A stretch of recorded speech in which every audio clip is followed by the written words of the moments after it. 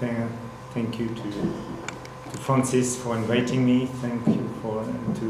Thanks to Olivier for making me know your lab. When, as I said before, when the three words, evolution, complexity, and cognition, I said that's me. Okay, that's exactly, it perfectly describes my activity.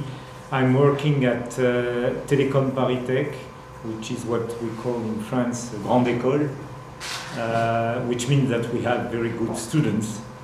Maybe, I don't know about the researchers there, but the students at least are very good. It's also connected to CNRS. Okay. And I'm doing cognitive science. I'm working in the modeling of language, natural language. But I've always had a strong interest in evolution and in the simulation of evolution.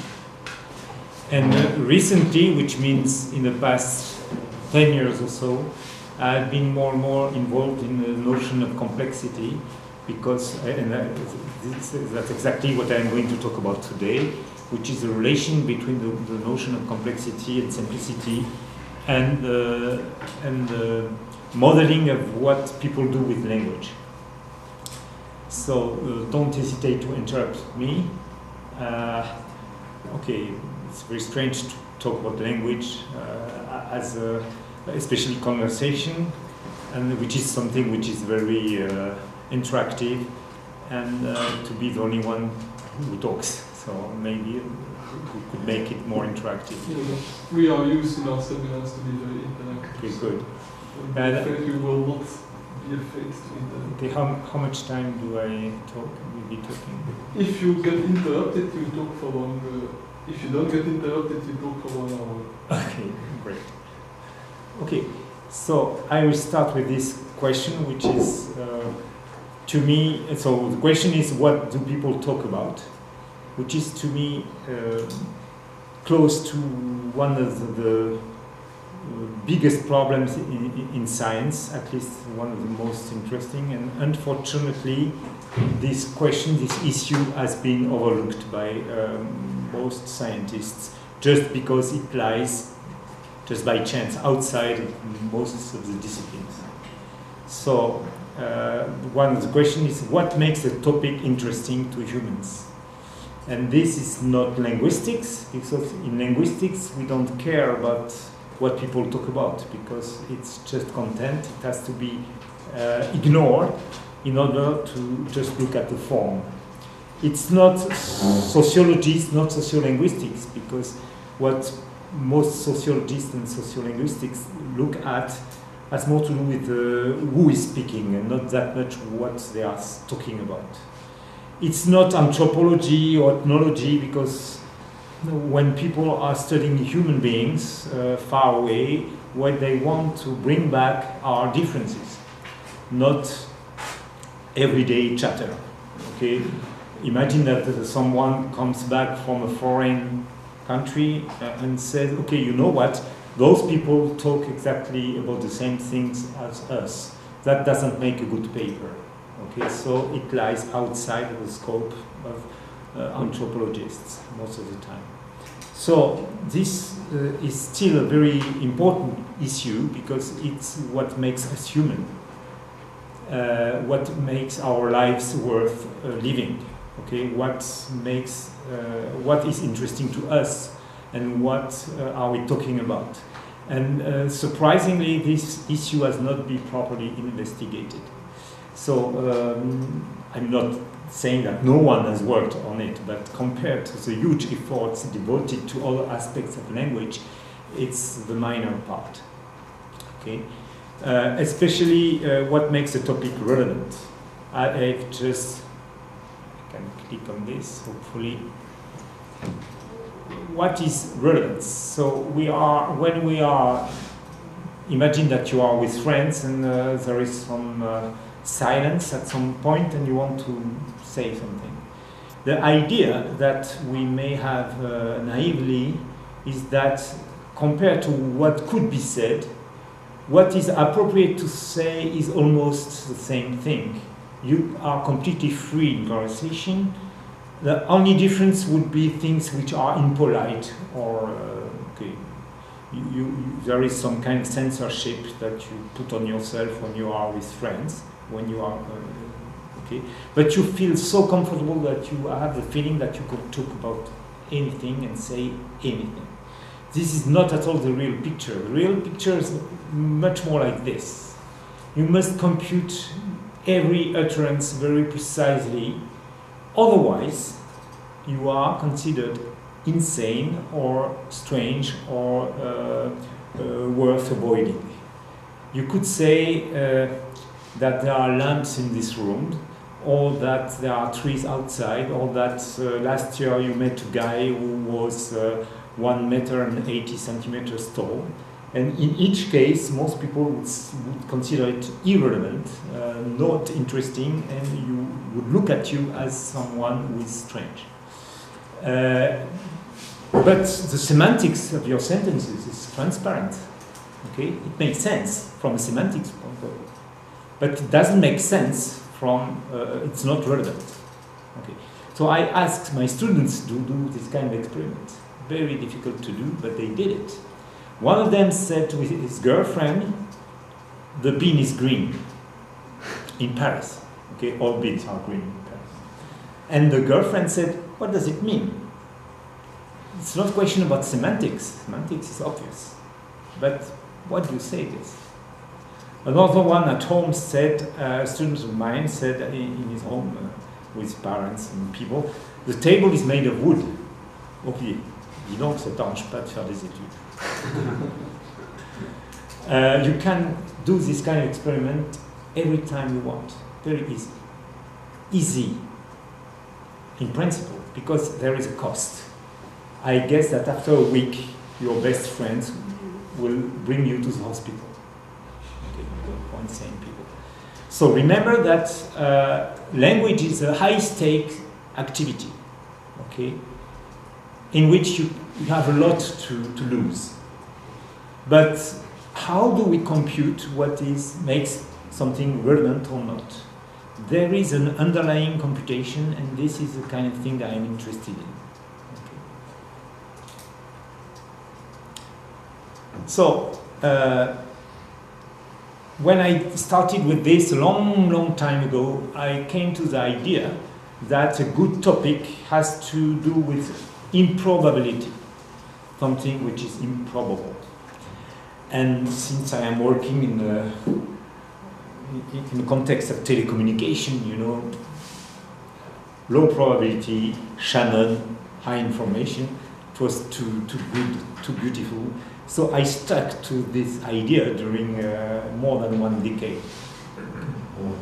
And then I saw that, can you say in English, the devil is in the details. Okay? I said the Shannonian approach to language, which means that a good topic has to be improbable, and then it's sufficient, it makes a good story. If you have an event which is improbable enough, so low probability, it will be interesting. And I said, yes, there are a few exceptions. And, okay. And then I decided to, by sampling, to just make an assessment of the amount of exceptions that they had. And I could see that the exceptions were by far the majority of cases. So I said, okay, I have a problem with my model. And now I came to a new model, the model I will present today, which has to do with the unexpectedness. And unexpectedness has to do with simplicity theory. So I'm not sure I will be able to talk a lot about emotion, maybe a little bit, but anyway, it's the absolute criterion for a topic to be interesting is that it must be unexpected. If it is about emotional things, it will be much better. But emotion is not required. It amplifies unexpectedness. The unexpectedness. You can also say that the emotion is amplified by the unexpectedness. There are theories of emotion that say that emotions are typically triggered by unexpected events. It's the combination of the two. But I would say that without unexpectedness, you cannot make a point. Okay, but there are points that are relevant without any emotion. Okay. Except if you include in emotion, as some authors do, unexpectedness, surprise in the emotions, which is odd because all emotions have a valence, are positive or negative. Surprise has no valence. So it's normally most authors wouldn't accept to put surprise in the emotions. So if you separate it from them, surprise is required. What I call unexpectedness is required to make a topic interesting, and emotion is something which adds up. But I would agree that the relation, when you combine two things, you could look at them. But you see emotion in the first place as a balance. All emotions have a balance normally. I'm not so sure about it. You can have kind of a general arousal, like for example in the case of surprise, or in the case of excitement, where there is not, you don't know yet. Yes, it's a question of definition. I agree. A question of definition. It's, to me, it's. I'm following other authors would say, okay, emotions has a balance, and otherwise it's surprise, something else. We call it something else. It's just a question of decision. Yeah, most people see at least two dimensions to emotion: arousal and balance. And you could say it as either of those. Yeah. So I agree with this. The important thing is to make this distinction. The labels themselves are a question of decision. Do you take into account the problem of subjective approach, intersubjective approach, and objective approach? I mean, for example, when you say, what do people talk about? Scientists discussing together have a complete different language as artists discussing together, as lovers discussing together, and religious believers talking together. So, in what kind of field are we? Because it's always mixed in language, but there are some levels who are more important than the others. Okay, I'm talking about what people talk about. I have no idea of different languages or different styles or whatever. I'm not looking at this. What people talk about, and I agree with you that it's a good point. It must be relevant. It must be relevant in each case. And the claim is that the rule of the game is the same in each case. The domain is conversation. So when you speak about lovers in a bed or whatever, it's borderline. I would say I'm not claiming that I'm able to extend the model that far. I'm concerned with casual conversation when people are free with friends and so on. Same thing when you deal with conversation at work. Again, it's borderline. Maybe it works, but I'm not looking at this. The center of the prototype is casual conversation. It could be among scientists, could be among artists. Casual conversation, not conversation for work. And in this kind of thing, but you're right to make your point that it's subjective. What is interesting, there's famous impression that at the neighboring table and in the restaurant, how can people say such stupid things that are completely uninteresting? But you must be aware that the judgment is completely symmetrical from one table to the other. And you must know as scientists has difficulties to share emotions, which means scientific emotions, with lay people. Okay, you have strong emotions as scientists, but they are most of the time very difficult to share with other people who are not the same scientists. Even more, scientists of the same domain as yours. So, the point of simplicity theory that the theory is able to account for this kind of subjectivity, which is that unexpectedness is centered on the individual. Okay, so you are, and the model is able to assess how a given individual would measure unexpectedness. It depends on the context, it depends on the observer. Nothing is objective there except at a certain abstraction level, the kind of rule which is, I will talk about it later, which is here, okay, this kind of a question. Okay. So the next question, I'm not sure I will be able to speak about it today. Say why So what people do, what do people talk about, and why do humans care about unexpectedness? Which is the next question, obvious question. I'm not sure I will be able to, but I need enough time to talk about it. We'll see. Okay, so this is the first question, and I show you just a couple of examples of true conversation. Hopefully it comes. So my machine is small but slow. Okay. Okay. I don't know, maybe. Okay, it has to be in English. Okay, let's take the first job, why not? Oh, it's a little bit too long. Okay, we can do it. So, the first character is telling a story. And the story is that she was in desperate need for a work, a job, and she was hired by Burger King to sell burgers. And she had some 1 week training, and very important people came from Burger King and so on. And she was perfectly trained and learning drive-through, and just thought of speaking into that microphone and take orders and so on. You have to pretend to take orders. I was so embarrassed. So that doesn't make a good story yet. But the story is coming now. Okay, it's not finished. You know that it's not finished. This is not very relevant. That doesn't make a story. Okay, if you tell your friends, this morning I woke up, I took a shower, I had breakfast, I put my clothes on, I went out of my house, and that's it. Oh, interesting. Okay, you know that's the. Okay, and if you end up by saying, and I could see that my house was surrounded by water, that makes a story.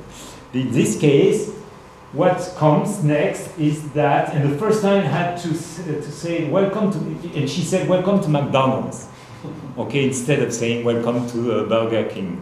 So this makes a good story, okay, because of the clash, okay. That's the kind of story that it's very difficult to account with the probability theory, okay, or Shannonian approach. It's very difficult. I show you another example, or maybe not too many. Okay.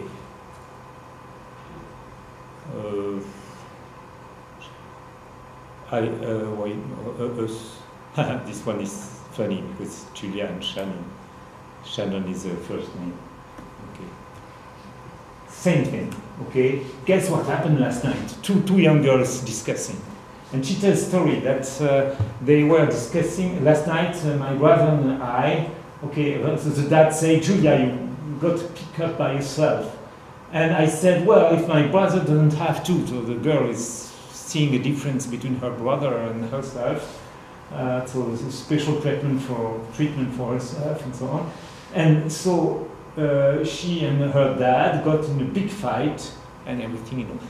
That's very, not very interesting, okay? She's staying so boring. And I beat him. That's a good story, okay? I couldn't believe it. Oh my gosh, did he get mad? No, but I beat him, okay? That's a very interesting story, okay? So we understand why it's out of the ordinary, okay? So I come back to my. So you have a feeling of what makes a good story. In each case, it was unexpected. McDonald's was completely unexpected in the context of Burger King. To beat one's father is quite unexpected. Okay. To bite, sorry. So can we count it? Probability is useless in this case. You don't have statistics of young girls beating their fathers. You don't have statistics of slips of the tongue in the context of a burger. And you don't know what is relevant in this case. Okay, what is relevant? The fact that it's drive-through, is it relevant or not for probability computation? You don't know. Okay. So what comes next is a few examples. I take examples to go faster. I took them using photographs. Okay. So first, you can do a kind of taxonomy of ingredients of unexpectedness. One of them is rarity. When something is rare and you bump into it, it's unexpected. When something happens in the vicinity, it's more unexpected than if it happens far away. Okay, like an accident, for instance, a fire. The fact that fire occurs in a VUB, it's more unexpected than if a fire occurs somewhere in Brussels or somewhere in Belgium. Okay, I show you examples. So, rarities, this kind of stamp is well known. I don't know if there are stamp collectors among you, but it's best known maybe. It has been printed upside down.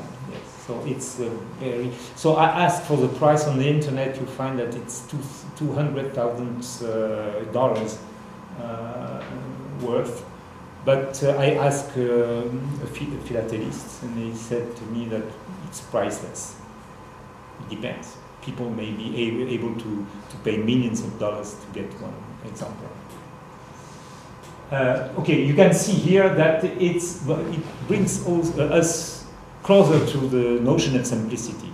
Okay, it's simple for two reasons. It's simple because it is an exception, but the reason why it is an exception is also simple.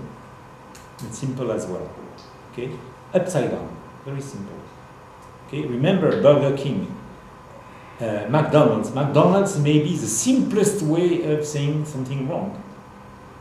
If she had said, welcome to the church, or welcome, it's not very interesting. But in the context of Burger King, maybe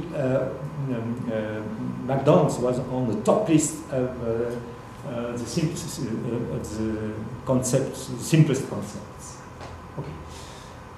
Again, you see how simplicity plays a role in the case of proximity.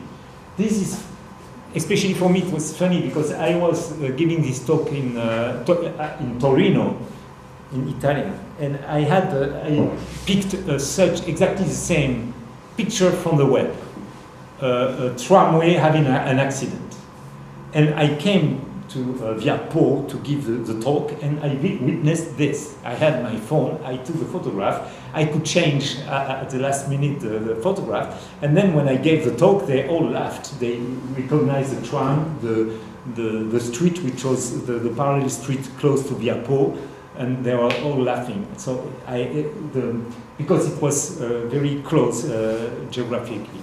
Okay. So we understand why it's simple here. Simplicity plays a role because the shortest description of the location, it's much shorter when it's next block as compared to the next city or whatever. With the same degree of precision, if it's far away, you have to give the address, which is complex. If it's next block, you just say, okay, the next street happened just over there. What structure? I like it because you all experience it with your car. When you are driving and the clock comes to 6666, your daughter behind said, hey, mom, hey, dad, you look at this. In terms of probability, it's the same as any other number, but it's so simple. It makes a news, you talk about it. Just because it's simple. No emotion here. Well, I like this kind of images. This one I took from the web, and on the web no one knows where this tree has been grown. Maybe it's just Photoshop, I'm not sure. But it's a well-known picture, but no one knows about the origin. I couldn't find it. Everything which is atypical also makes the news, but you understand why it's simple. This mushroom is simple because it's almost unique for a simple reason, which is size. Okay, you could think of a mushroom which is simple for a complex reason. The number of dots it has on the top or whatever. Okay, but to be simple for simple reason, when it occurs, it makes a good topic. Okay. Same for, I have other examples, that's quantitative, that's extreme quantitatively. But you can be an exception qualitatively. Okay? I hope it's not a fake. If it's fake, it's not very interesting. Okay? But if it's true, it's very interesting because it's unique for a simple reason. It's unique for me, to me actually. I'm not sure if you ever knew about the fact. Okay, I don't know if an helicopter can do a loop like this. Also, this in England seems to be very commonplace. No, not this one, the next one. This one is very commonplace in England, probably, but maybe not in this country. Here again, a plane under the Golden Gate Bridge. It's unique for a simple reason. Okay, you can see the point. And I like it very much, the coincidences. So you are here fortuitous event, which is abnormally simple.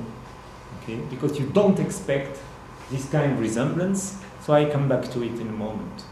But coincidences are a very good example of abnormally simple situations. So you understand my point, which is to say that situations are interesting to talk about when they are abnormally simple. Does what you're explaining here not apply to all sensory perceptions, not just talking, maybe. Odors, dreams, whatever? Maybe not. So that's still an open question. And also, as far as we have this kind of discussion on the net, whether we share it with animals, because we share our perceptive abilities, for especially visual perception, with chimps, for instance. I'm pretty sure it's a general kind of cognition. It's nothing specific to do with language. To me, it's. We'll see examples. I have examples. I have so it's an open question to me, so I can ask you about your advice on this topic. I have something which is called shape, I hope. Oh, not here. Okay, I hope I have a slide, and when I come to the slide, The narrative is a medium of transport, of communication, that is not the subject itself. Yes. The subject is anybody Yes. perceive. In the case of chimps are very curious. It's open question whether they are curious of the same things as us. I'm not sure. Okay. I think so. I think probably not the No one did the experiment. With all kinds of animals. I'm pretty sure if you would, let's say, put a number of different stones in a row, and one of those stones would be transparent, that the bird would walk toward the transparent stone. Yes, this case, yes. But if you throw the stones and the stones end up aligned, animals, they don't care. I still think that animals might care less than we are, because they're not as much trained in thinking in straight lines, but I'm pretty sure that their perceptual apparatus would distinguish straight lines from non-straight lines. So it would be good news, because it would say that the model extends for a number of species, and what is specific to us would be that we talk about it, and animals don't, which is my second question. Okay, good news if it's okay. I'm not sure. My only claim is that it's relevant to human beings, maybe for other species. Could you just go back to the previous? This one or the examples? No, the. Okay. Yeah. Sorry. No, This one? yeah, that's it. Well, if you take, for example, a convention of doctors about AIDS research and so, their emotions and their interests are in the first time about their scientific knowledge, and they're sharing this scientific knowledge.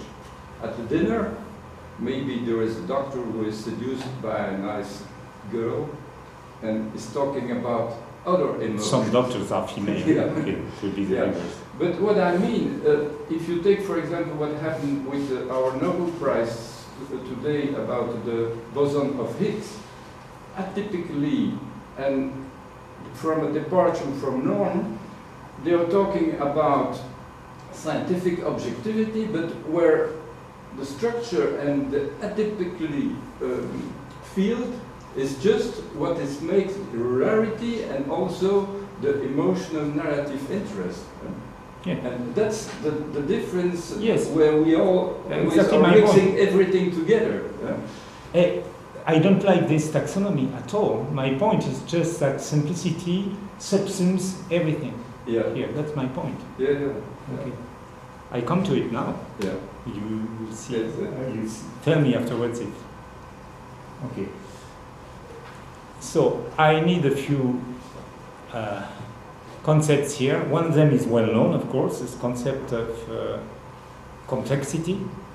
Complexity as defined by Kolmogorov, Solomonov, and Chaitin in the 60s, which means the complexity of an object is the size of the shortest description. So it's an ideal zip of what you are dealing with. So you take, so for mathematicians it could be a sequence of bits, and if you can zip it, then it's a simple sequence. For Kolmogorov, it was a way of defining randomness. So that's the end of the story. During 50 years, mathematicians tried to define randomness, and the end of the story is that randomness means incompressibility. A sequence is random if you cannot compress it.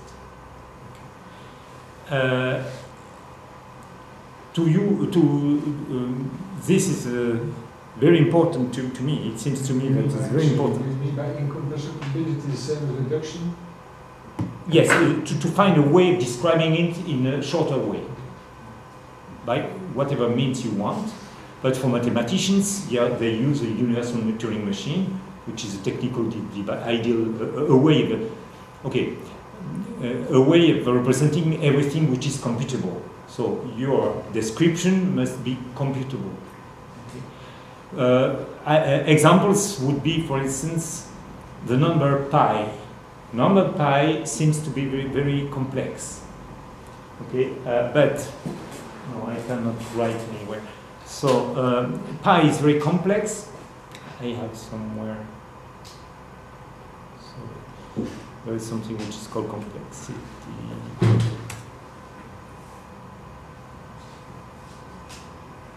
Okay. Complexity is the size of the smallest description. It's involved in cognition because it's a way you reconstruct hidden parts.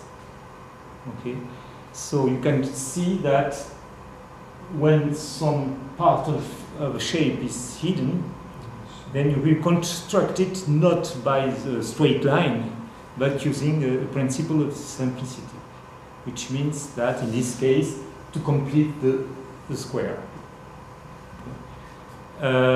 With simplicity, Solomonov solved a very old problem, maybe from Aristotle to Solomonov, was unsolved, which is the problem of induction. It seems that when you have a few points, any curve could go through the points. What's the best one? The best one is the simplest one, which means that the one which has the shortest description. And it's normally unique. Being able to compute it is another issue. Okay? Economics expressions runs to a lot of problems. Sorry? Economics of expressions runs to a lot of problems. Yes. I mean, reducing it to the absolute economic. Yes, you could apply it in epistemology. It also does apply to epistemology. A long time ago, we said that a good model was something which was explaining a lot with little hypotheses. So you have two criteria. Now we have only one single one, that's Chaitin explaining it, that only one criterion is useful, it's compressibility. You have a lot of data, you have to compress them, but if your model is huge, you have no compression. Okay, so you have too many hypotheses, you pay the price for hypothesis, trying to reduce hypotheses, data. So if you have as many hypotheses as there is phenomena to explain, you didn't compress anything. So in epistemology, people consider that compression is the definite criterion. And pi seems to be complex, but it is not. Where is pi? Sorry. No. Ah, okay, it has nothing to do with this. Sorry, we are lost. Completely lost. Sorry. It's in French now. Yes. Okay, I don't have pi, but yes, pi is here. Pi is very simple. You can generate pi with very simple algorithm. You have this kind of series. It's not very efficient to compute pi, but anyway, you don't care about efficiency. What you see is that you can sum up pi with an algorithm which is very short. Okay, description of pi is very short. Maybe you know this number down here. Champernowne. Champernowne is 0 point, a dot, 1, 2, 3, 4, 5, 6, 7, 8, 9, 10, 11, 12, and so on, to infinity. It's a fantastic number because your social security number is in it. Okay? Your PhD thesis is in it. Interested? But it's obvious, it's very simple to prove. I'd like to take out my PhD. Yes, the big problem is that you must know your PhD thesis in order to find it there, exactly as for your social security number. Okay, the Bible is in it, the Quran is in it. What do you mean something is in it? What do you mean? You code it in ASCII or whatever, in this kind of code. You can code it in binary digits, and then everything you decide the code on the code, and then you for whatever sequence of digits, it is in this development, because all numbers are in this development. What is the ratio between pi and this C10? Good question is whether pi is in it. Maybe not. I just said that finite numbers are in this development. The relationship between both the two numbers are very simple. Very simple. You can have these kind of numbers. They seem to us to be complex because the Champernowne number contains everything in the universe. Contains everything. And yet it's very simple because you can compress it to very simple algorithm. So that they are not random at all. So the real random number is incompressible. Okay. Okay, that's the point. You got it. Oh, I have it there. Okay, sorry. I skipped this. Be careful because, okay, this is what I call the Tower of Pisa effect. You say you have a Tower of Pisa like this, and you say if I bend it to have the real tower, it's more complex. That's not true. This tower is complex because you have to discriminate it from any other tower in the world. So you need quite long description in order to be sure that it's different from others. When you describe this one, you can forget about all your description. You say, oh, it's just the only one which is bended.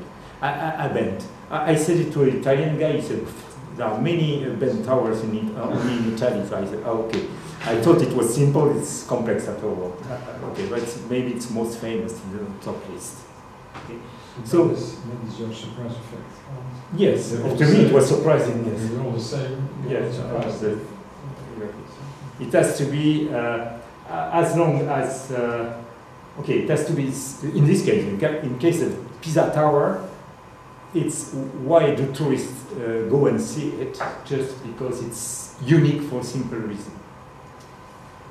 It is exactly the same for us. Okay. We want to be famous. What does it mean to be famous? It means to be simple. Become simple in the eye of other people. You have to be simple for simple reason. When you are winning the Nobel Prize this year, you become simple to many people. but in a few years from now, you will become complex again. You are still simple because you won a Nobel Prize, but you are still to pay the price. People have to pay the price of discriminating you among all the Nobel Prize winners. So you are losing bits of simplicity. Okay. So I thought, yes, this is my shapes. I wondered whether a chimp would be, okay, you say the chimp would pick the odd one. So surprisingly, the odd shape is the simplest one. Because if you take a square, okay, the shape is simple, but you have still to discriminate the square from all the other squares. But the odd shape, you don't have to describe the shape if you just say it's the odd one. Okay, so that's exactly for the same as for the precise Is this the right expression? Which is the simplest object, or which is the more curious object? Yes, exactly. In this case, yes. Yeah. And the simplest to describe, he means. The simplest to describe. So the shorter description. It can only be shorter. Shortest description, and you can build with this. You can build a theory of tourism. What makes a good picture? What makes a good touristic place? And also you have snowball effects, because the more people go to a place, the simpler the place becomes. And then it's on the top of the list of touristic places just because a lot of people go there. So you have snowball effects. Okay. I'm lost. Yes. So if I can just say something, the shortest way to complexity is simplicity. Yes. Okay, I will quote you next time I use this sentence. Well, that's what French is just said this one. Yeah. By the way, I put a website, simplicitytheory.org. So everything I'm telling now, you can find it on that website. Yes. Maybe stating the obvious, but so with the previous example that you gave with the squares and the irregular shape, so you would really always have to give the context of the object that you're talking about, because if you didn't have the squares, then to describe this thing would be a very complex thing, because you need to have the animals. Exactly. Complexity depends on context, in space, also in time. You can speak of a number and so on, which has a quite complex definition. I don't know, Fibonacci limit of the difference between two. The difference between two successive terms of the Fibonacci series has a limit and so on. You describe it, and then that's quite complex for the lay person. But after a while, you say the shortest definition of this number is the last number I wrote on the blackboard. Okay, so the complexity changes with time and context. Okay, so there is nothing which is constant or absolute about complexity. It's always relative to context and to time. There's only one rule, which is to get at the simplest, shortest definition at time t, in context c, whatever. Okay, it may change all the time. That's why when we are coming back to language, when you are talking about topics, some people say there is a rule which says that you shouldn't change topic abruptly. And some people would say it's a convention. No, it's a rule of your mind, which means that if you talk of a given topic at a given moment, then all objects in the topic become much simpler. They are available for the next topic. Okay. So, coming back to description complexity, normally you should use a universal Turing machine like this, because it's a way that mathematicians define what they call description. But what we do in cognitive science to say, okay, we don't care about universal Turing machines. We do cognitive science, so the machine we are interested in is a human being, maybe more. Maybe it's a mammalian being, or the ape, or whatever, ape brain. Well, okay, maybe human beings. So the machine is given. And more than that, machine is given at a given moment, in a given context. So it's a particular machine, this person. And what about this phone number? Phone number seems to be complex. But suppose that just by chance I came up with the phone number of your girlfriend. It will be very simple to you, not to me. That would be Okay. a surprise. So it will be a huge surprise and you will talk about it. So, as you know that. Okay. It's as if you take your phone to rent an apartment in a train, phone, and then the guy next to you is answering. They say yes, and so it's the same probability as winning at the lottery. You know? Okay. But it will be huge. But you understand how you expect someone who is very complex anywhere in France or whatever in Belgium. And the person turns out to be much simpler person sitting next to you now. After a while, same person or before, the day before, it would have been complex because you just happened to take the same train same day. Yes. Could you go back to the first one, from blah blah to blah? Yeah. If you take the example of Einstein reasoning about E est égal à mc carré, there was a lot of blah blah blah blah blah between the scientists about what they should go to the simplicity of this only formula. Yeah.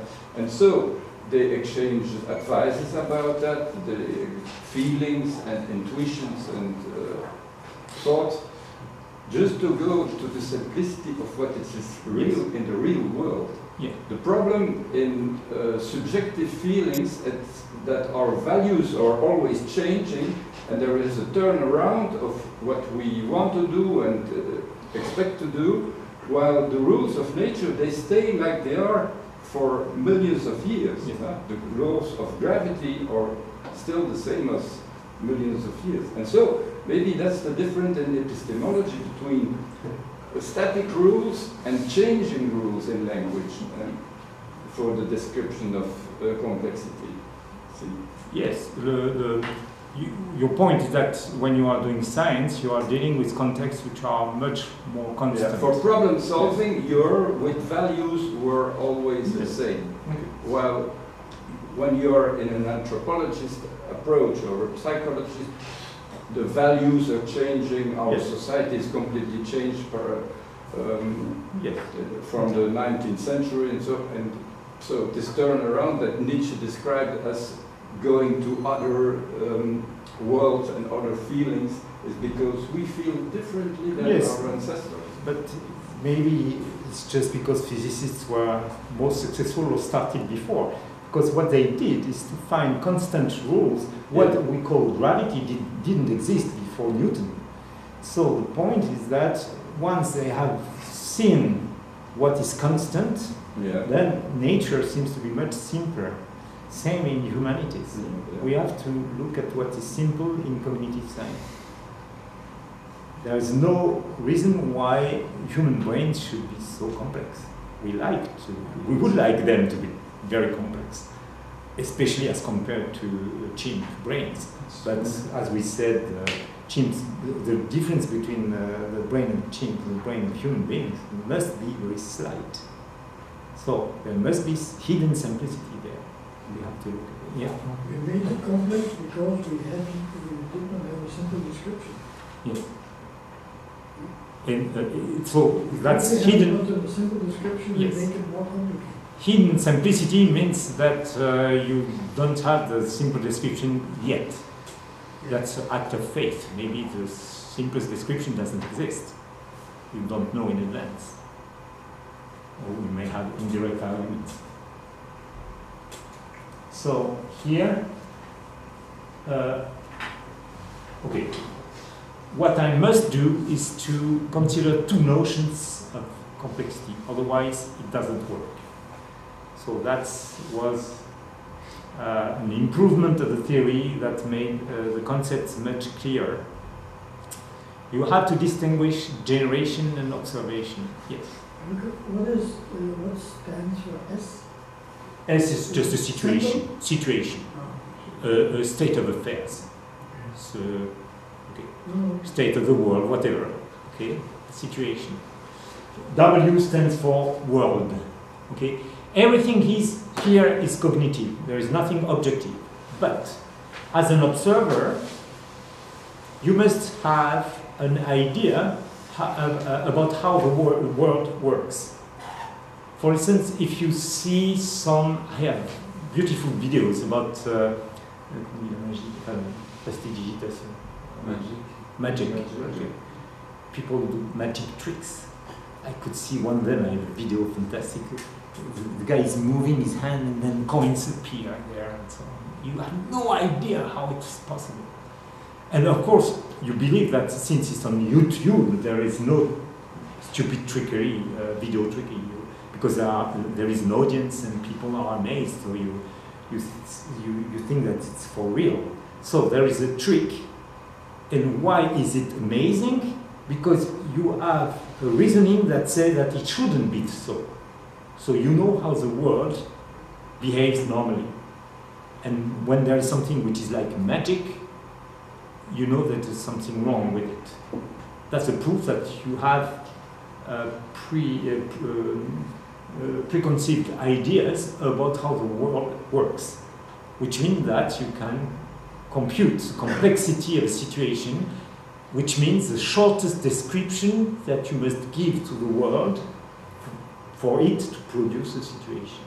So consider a lottery, for instance. For a lottery, the world is a lottery machine.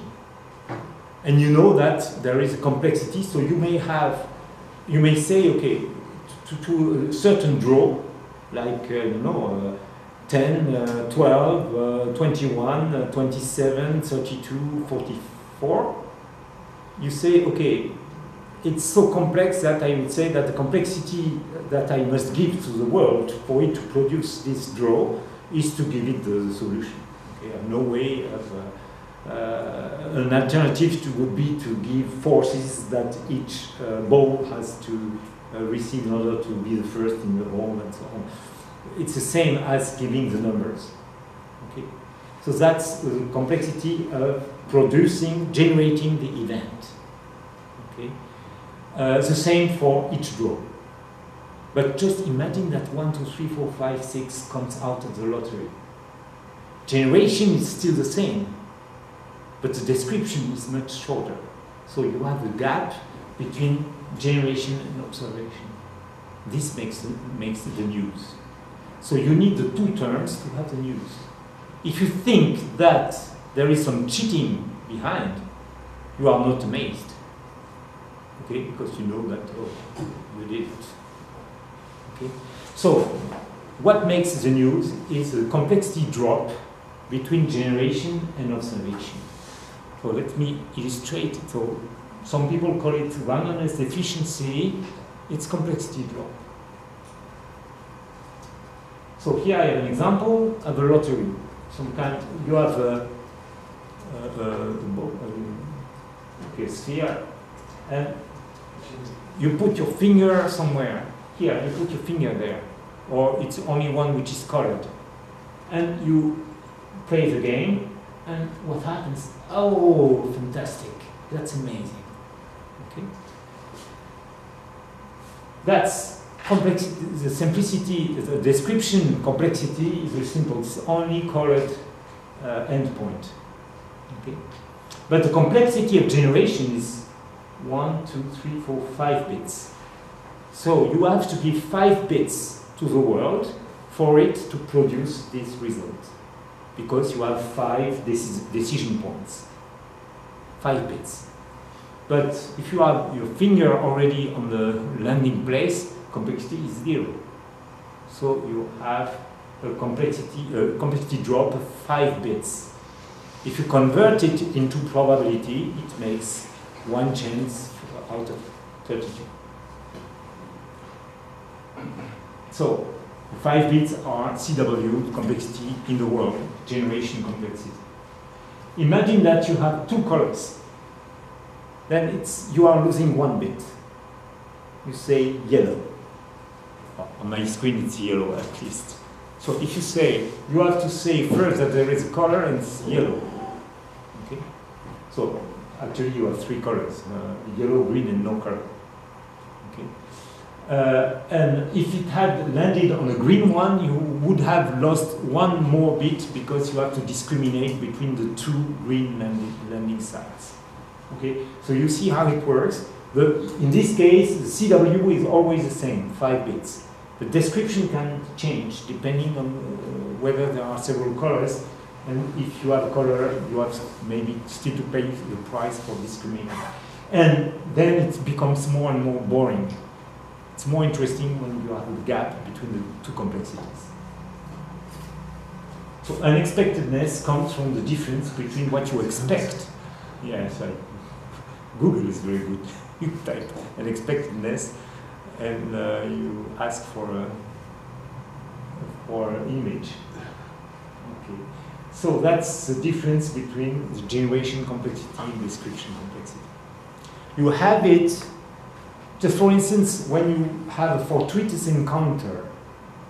Imagine you go to a small village in France, in Lozère, whatever, small village, and outside of the village you go in the woods and you bump into your neighbor. Okay, that makes an interesting story. Okay. The story is all the more interesting as the place is complex and the encountered person is simple. It might be your best colleague. If the colleague two corridors away, it's less interesting as if it is your colleague in the same room. And if the place is not so complex after all, if it is in Orly or whatever, in Charles de Gaulle, it's not very interesting because, okay. But if it's a small village in France or in Guatemala, it makes, the more complex the place, the more interesting the story. You see, there is a contrast between the expected complexity and the actual simplicity. Okay. A non-trivial fact is that... Is that a factor of emotional binding then? Because indeed, if I meet my neighbor in Timbuktu, I will be very surprised. Yes. If I meet him at the airport, I will say, okay. Yes, it's okay, it's not so problem. But if I meet somebody I know vaguely, I'm not really bound to that person, I will not be surprised. Exactly. Because the gap will be, emotional gap is greater than the strength. Is that if it's a person that you know vaguely, the person is more complex for you, so the gap is not so high. No, it's not an emotional gap, it's a cognitive gap. Your neighbor you know quite well, while this guy 3 streets further, you may have seen once or twice. So I think it's a cognitive gap that he's speaking, it's not an emotional